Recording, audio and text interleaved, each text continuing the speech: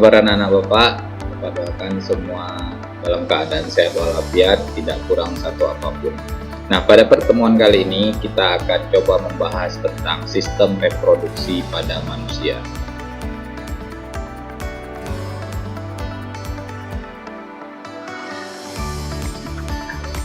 Ada setidaknya 4 pembahasan yang akan kita bahas kali ini. Dalam pertemuan kali ini, pertama nanti kita akan membahas tentang pembelahan sel, kemudian dilanjutkan dengan struktur dan fungsi organ reproduksi, lalu kemudian gangguan dan penyakit yang terjadi pada sistem reproduksi. Selanjutnya kita lanjutkan dengan kesimpulan.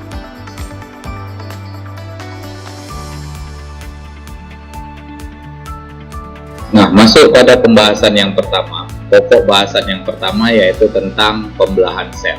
Nah, di sini kita akan membahas dua model pembelahan sel, yaitu pembelahan secara mitosis dan pembelahan secara meiosis. Nah, oke. Nah, pembelahan mitosis itu pembelahan yang bagaimana? Pembelahan mitosis itu adalah pembelahan yang pertama, dia terjadi pada sel-sel somatis atau sel tubuh. Nah, misalnya sel-sel yang membangun tubuh kita ini, ya, sel yang ada di mata, sel yang ada di kaki, sel ada yang di tangan. Nah, itu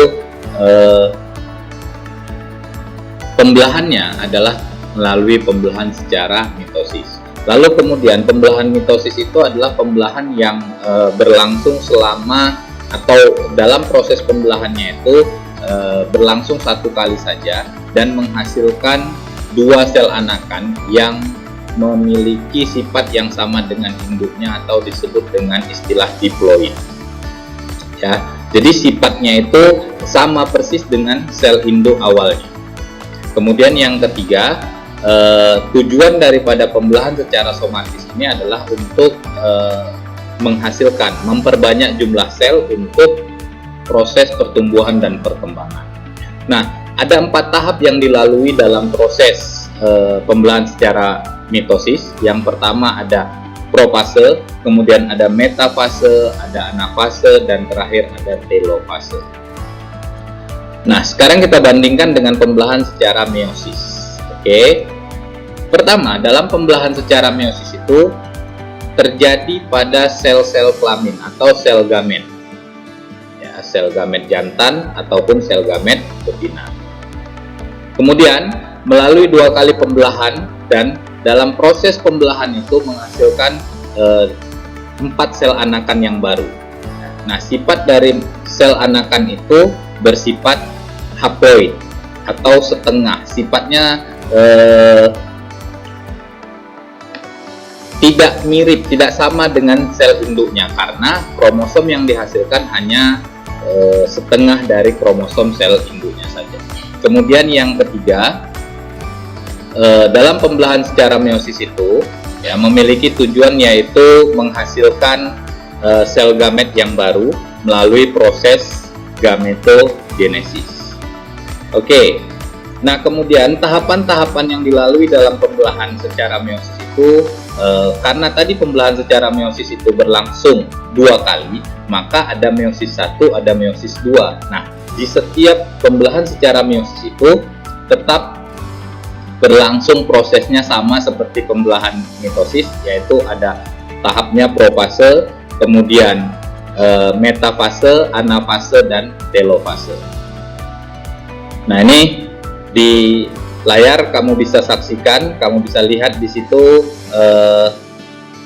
perbedaan antara pembelahan secara mitosis dan meiosis. Oke, nah di situ adalah rangkuman dari apa yang sudah Bapak jelaskan barusan. Nah, kamu bisa lihat dan amati dengan baik di situ. Oke, kita lanjutkan ya.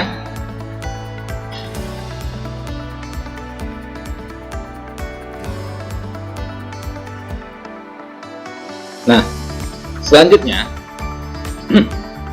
seperti yang sudah pernah kita bahas di kelas 8 yang lalu, bahwa reproduksi pada manusia itu berupa reproduksi seksual. Karena sistem reproduksi itu ada 2 macam, ada reproduksi secara aseksual dan ada reproduksi secara seksual. Nah, kalau pada manusia reproduksinya adalah reproduksi seksual. Maksudnya apa? Bahwa dalam proses ini, dalam sistem reproduksi ini harus memiliki atau melalui proses pertemuan antara dua sel gamet. Jadi ada sel gamet jantan dan ada sel gamet betina, di mana kedua sel gamet ini melebur menjadi satu. Nah, proses peleburannya itu disebut dengan fertilisasi. Oke, nah hasil dari proses fertilisasi itu disebut dengan zigot. Lalu kemudian zigot berkembang dari satu sel menjadi 2 sel, menjadi 4 sel, dan seterusnya. Nah, Bapak yakin kamu masih ingat di materi kelas 8 tahapan-tahapan pembelahannya itu ada namanya pembelahan dari morula, kemudian ada blastula, ada gastrula, lalu kemudian terbentuklah organ-organ tubuh melalui proses organogenesis. Nah, sekarang kita lihat organ reproduksi pada laki-laki. Secara umum, ada 4 macam organ reproduksi pada laki-laki. Yang pertama ada testis. Testis itu tempat untuk menghasilkan sel gamet jantan berupa sel sperma dan menghasilkan hormon laki-laki berupa testosteron. Kemudian ada epididymis, ya. Setelah sel dibentuk, setelah sel gamet dibentuk di testis, lalu kemudian dialirkan ke kantung yang namanya epididymis, di mana epididymis ini merupakan tempat penyimpanan sementara daripada sel sperma. Kemudian dilanjutkan dengan vas deferens, merupakan saluran penghubung daripada testis, ya, daripada epididymis maksud Bapak, menuju ke luar tubuh dari manusia atau disebut sebagai saluran sperma.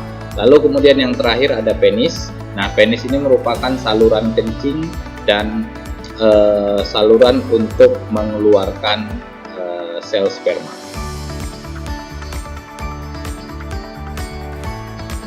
Nah, selanjutnya organ reproduksi pada perempuan. Pada perempuan juga secara umum ada 4 organ reproduksi. Yang pertama ada ovarium. Ovarium ini merupakan tempat pembentukan sel gamet betina berupa sel telur atau ovum, serta tempat memproduksi sel gamet perempuan seperti estrogen dan progesteron. Lalu kemudian ada oviduk. Nah, oviduk ini saluran, ya, saluran daripada ovum untuk bergerak dari ovarium menuju ke uterus atau rahim. Kemudian organ yang ketiga ada uterus atau rahim, ya. Rahim ini merupakan tempat berkembangnya zigot, ya, menjadi janin, lalu kemudian menjadi bayi. Nah, berlangsung di dalam rahim. Proses perkembangan itu berlangsung di dalam rahim. Lalu kemudian yang terakhir ada vagina. Nah, ini merupakan saluran yang menghubungkan antara dunia luar atau lingkungan luar dengan rahim. Nah, kemudian sel gamet ya, sel gamet itu dibentuk melalui suatu proses namanya proses gametogenesis, di mana bisa kita bagi gametogenesis itu menjadi 2 macam, yaitu spermatogenesis dan oogenesis. Nah, spermatogenesis itu artinya proses pembentukan sel-sel sperma. Sel-sel sperma yang berlangsung, yang terbentuk di testis tadi itu melalui proses pembentukannya melalui proses namanya spermatogenesis. Kemudian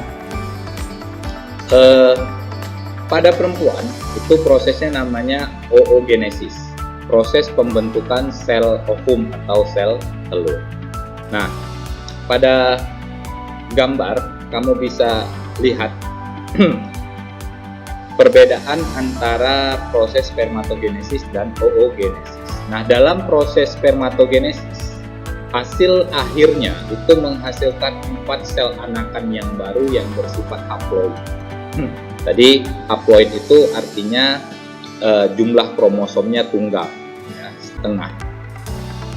Sedangkan pada proses oogenesis itu menghasilkan hanya satu sel anakan saja, hanya satu sel telur saja, walaupun melalui 2 kali proses pembelahan. Tapi dalam proses pembelahan itu ada sel gamet yang tidak terbentuk secara sempurna.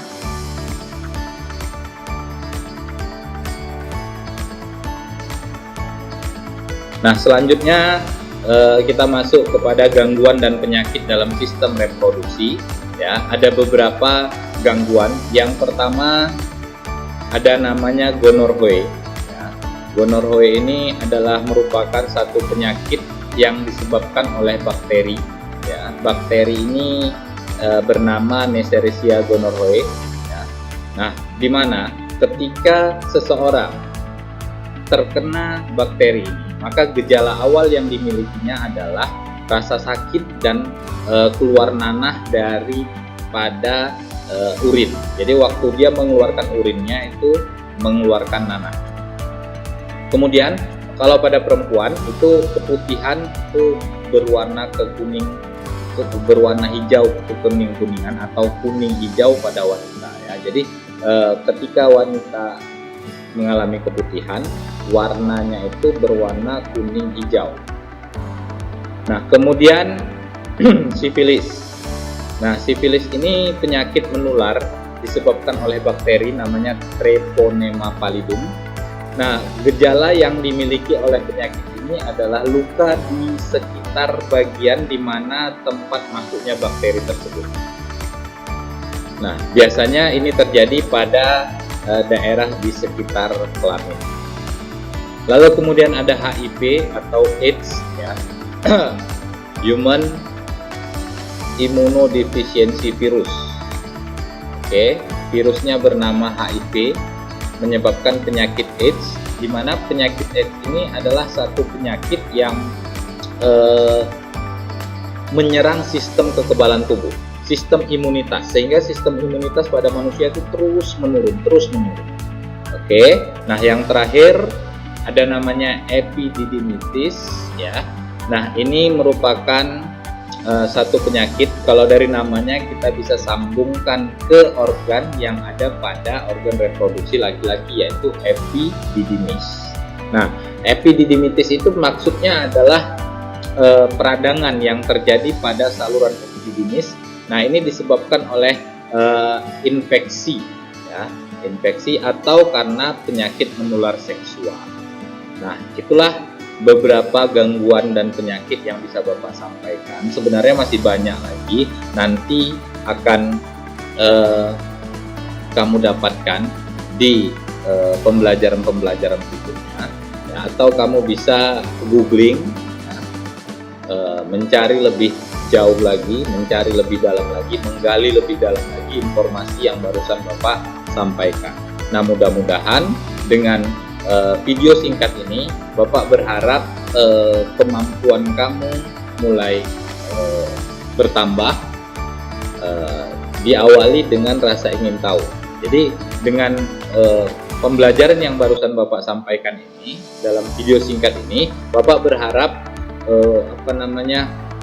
rasa ingin tahu kamu itu semakin besar untuk menggali lebih jauh lagi tentang sistem reproduksi pada manusia.